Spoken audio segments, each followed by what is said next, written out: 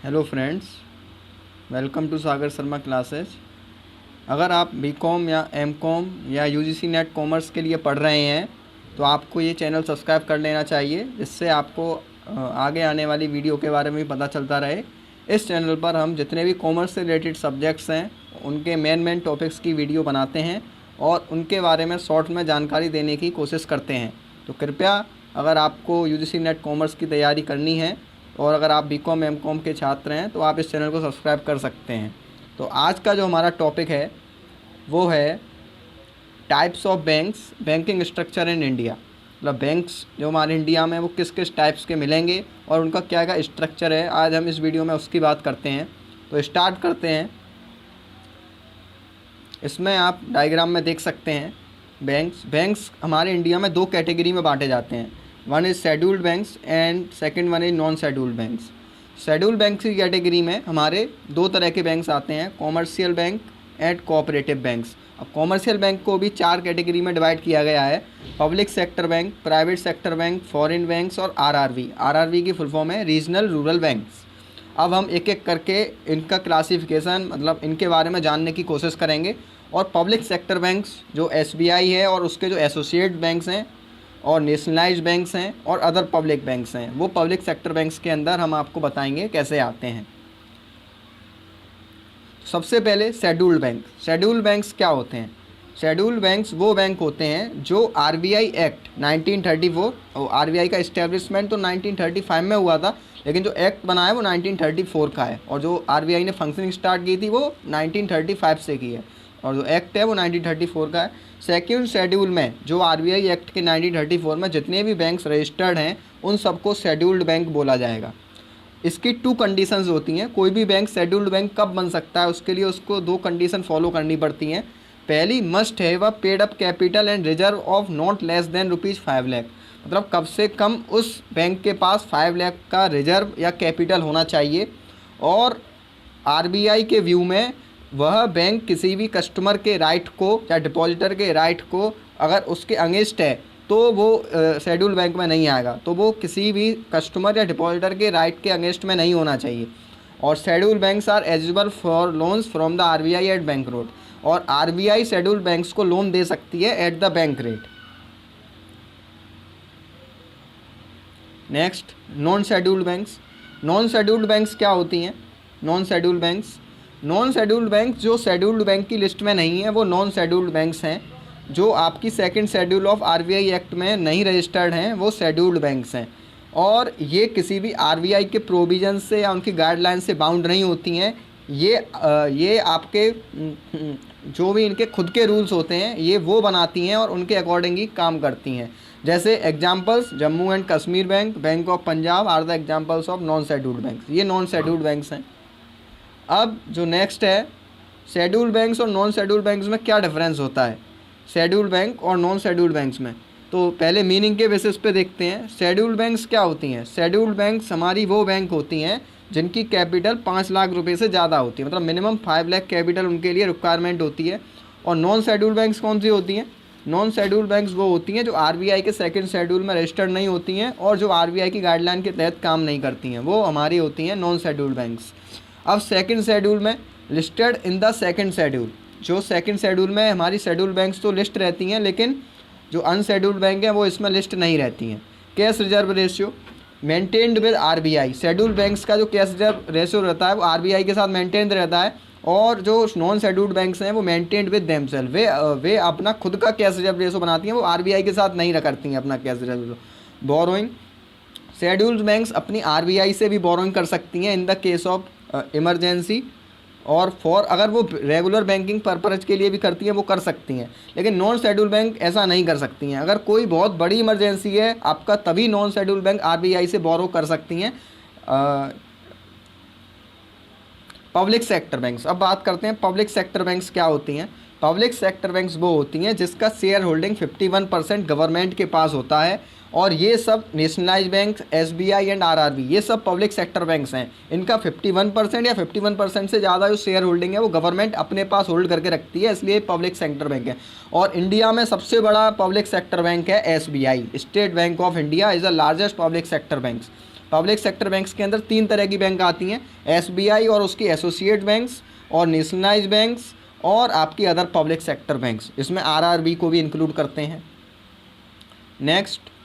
Next है nationalise banks क्या होती हैं। नेशनलाइज बैंक्स मैंने इससे पहले वीडियो बनाई थी, उसमें भी बताया था कि नेशनलाइजेशन बैंक का क्यों हुआ, क्या नीड बढ़ी। अब एक बार फिर से इस वीडियो में भी बताते हैं।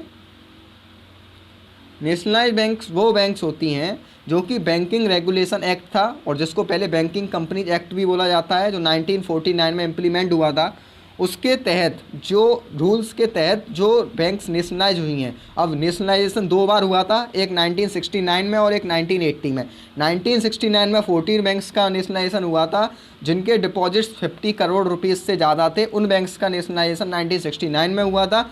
और जिन बैंक्स का आपके डिपॉजिट 200 करोड़ से ज़्यादा थे, वो 6 बैंक्स थी जिनका नेशनलाइजेशन 1980 में किया गया था। Punjab national bank is the largest nationalised bank in India. Punjab national bank India में सबसे बड़ी राष्ट्रीयकृत बैंक है प्रेजेंट में।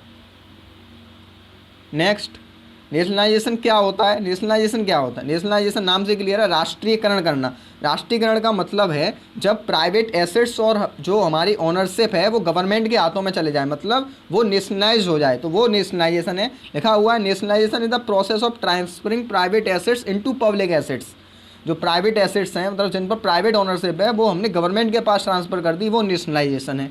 इंडिया में क्या होता था, banks which were previously functioning under private sector were transfer to the public sector. तो इस प्रकार हमारे देश में नेशनलाइजेशन को एग्जिस्टेंस आया, और इसकी डेट अभी मैंने आपको बता दी है। 1969 में 14 बैंक्स और 1980 में 6 बैंक।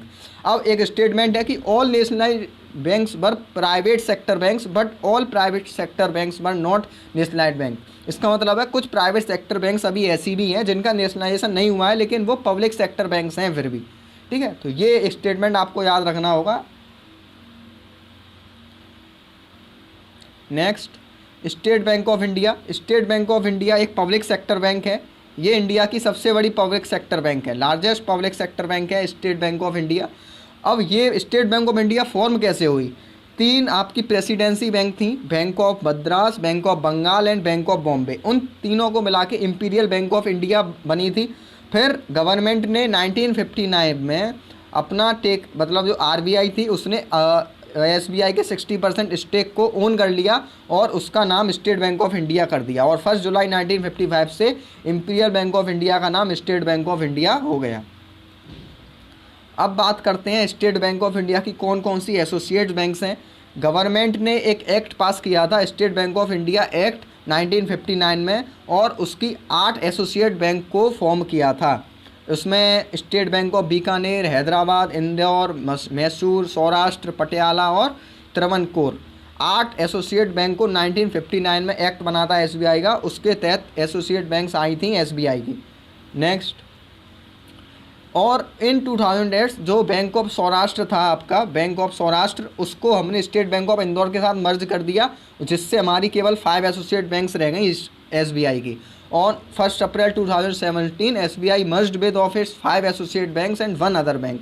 ठीक है, तो अब इसमें आपकी 6 एसोसिएट बैंक्स हो गई एसबीआई की, आप देख सकते हो। जयपुर एंड बीकानेर एक हो गया, मैसूर और त्रावणकोर, हैदराबाद, पटियाला और भारतीय महिला बैंक। ये एसबीआई की 6 एसोसिएट्स हैं प्रेजेंट में।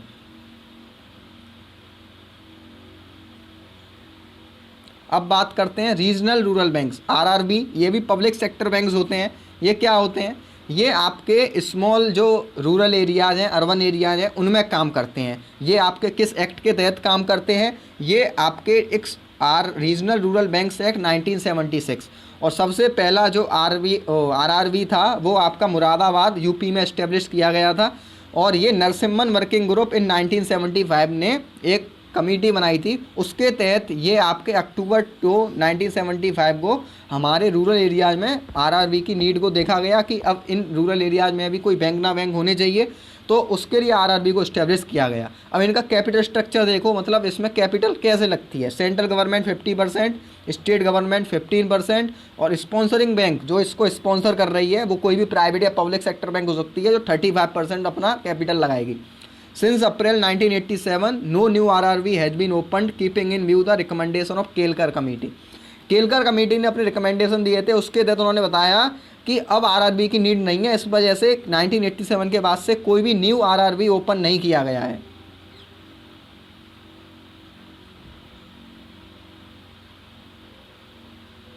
अब बात करते हैं फंक्शंस ऑफ आरआरबी। आरआरबी क्या क्या काम करती है।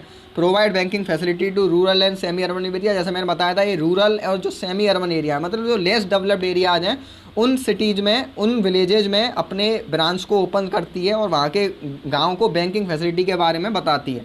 Grant loans and advances to small farmers, जो स्मॉल फार्मर्स हैं, एग्रीकल्चर लेबरर्स हैं, उनको लोन्स देती है। और लोन्स तो मतलब नॉर्मल बैंक भी देते हैं, लेकिन इनका जो इंटरेस्ट रेट होता है वो कम होता है। Emphasis given to small and marginal farmers, farmer और एग्रीकल्चर के लिए ज़्यादा आपकी हेल्पफुल करती है। Provide para banking facilities like locker facility, debit and credit cards, mobile banking, ये सब फैसिलिटी भी ये देती है। प्रोवाइड लोन्स टू आर्टिसियंस, कोई आर्टिसियंस है तो उनको अगर वो मतलब उनके पास फंड नहीं है अपने काम को आगे बढ़ाने के लिए, तो उनको फंड भी देती है, जिससे वो अपनी आर्ट को और अच्छा कर सकें। Encourage the saving habit among the rural and semi urban population, और सेविंग हैबिट को बढ़ाती है जो rural and semi urban population है उसके अंदर। Next, private sector banks. Private sector banks क्या होती हैं।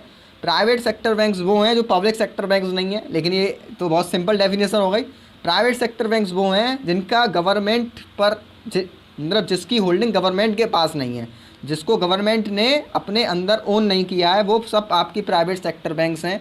जैसे HDFC, ICICI, axis bank, yes bank, ये सब प्राइवेट सेक्टर बैंक हैं। तो ये इनकी जो होल्डिंग होती है वो या तो किसी इंडिविजुअल के पास होगी या किसी कॉरपोरेशन के पास होगी, इसमें गवर्नमेंट के पास कोई होल्डिंग नहीं होती है, वो प्राइवेट सेक्टर बैंक्स हैं। अब जो नेक्स्ट है वो है फॉरेन बैंक्स। फॉरेन बैंक्स क्या होती हैं। फॉरेन बैंक्स जिनके हेडक्वार्टर तो किसी फॉरेन कंट्री में है या मतलब हमारे देश से बाहर है, लेकिन उन्होंने अपनी ब्रांच हमारे देश में खोल रखी है। लिखा हुआ है those bank having their headquarters in other Nations and have established branches in India. Examples HSBC, bank of America, standard chartered bank, bank of Scotland etcetera. Bank of Scotland 1921 में इस्टेब्लिश्ड हुआ था, तो इसकी कुछ ब्रांच इंडिया में भी हैं। Thank you. तो आपने इस वीडियो में जाना कि इंडिया में किस किस प्रकार के बैंक होते हैं। अगर आपको ये वीडियो पसंद आया हो तो प्लीज़ वीडियो को लाइक और कमेंट करके ज़रूर बताएं।